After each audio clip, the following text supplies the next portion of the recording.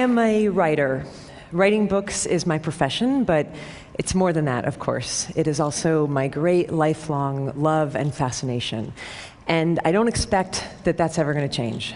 But that said, something kind of peculiar has happened recently in my life and in my career, which has caused me to have to sort of recalibrate my whole relationship with this work.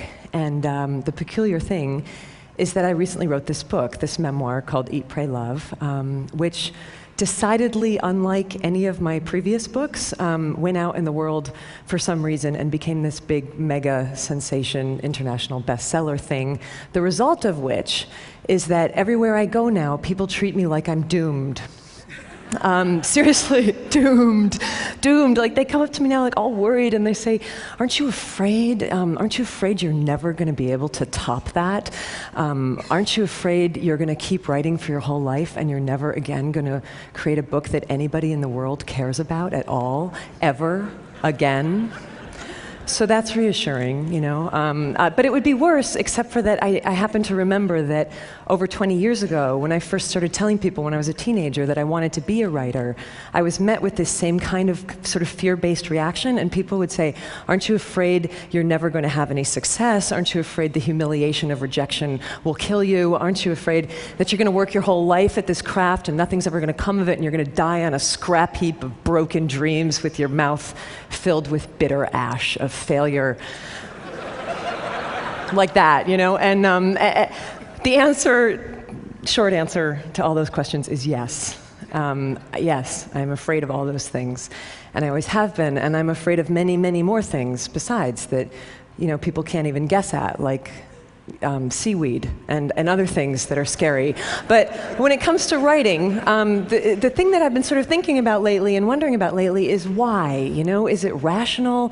Is it logical that anybody should be expected to be afraid of the work that they feel they were put on this earth to do, you know? And what is it specifically about creative ventures that seems to make us really nervous about each other's mental health in a way that other careers kind of don't do, you know? Like my dad, for example, was a chemical engineer, and I don't recall once in his 40 years of chemical engineering anybody asking him if he was afraid to be a chemical engineer, you know? It just didn't come, like, got chemical engineering block, John, you know, how's it going?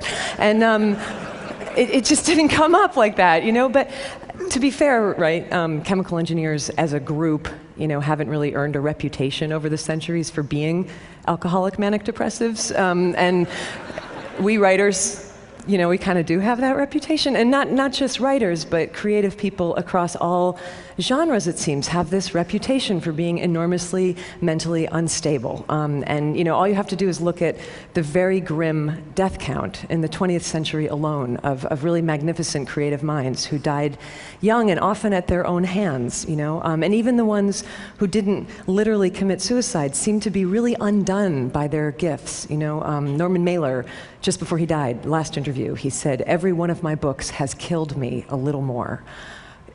An extraordinary statement to make about your life's work, you know, but we don't even blink when we hear somebody say this because we've heard that kind of stuff for so long, and somehow we've completely internalized and accepted collectively this notion that creativity and suffering are somehow inherently linked, and that artistry, in the end, will always ultimately lead to anguish. And the question that I want to ask everybody here today is, are you guys all cool with that idea? Like, are you comfortable with that? Because you look at it even from an inch away, and, you know, I'm not at all comfortable with that assumption. I think it's odious, and I also think it's dangerous, and I don't want to see it perpetuated into the next century. I think better if we encourage, you know, our great creative minds to live, you know, and I definitely know that in my case, in my situation, it would be very dangerous for me to start sort of leaking down that dark path of assumption, you know, particularly given the circumstance that I'm in right now in my career, which is, you know, like, check it out, I'm pretty young, I'm only about 40 years old, I still have maybe another 4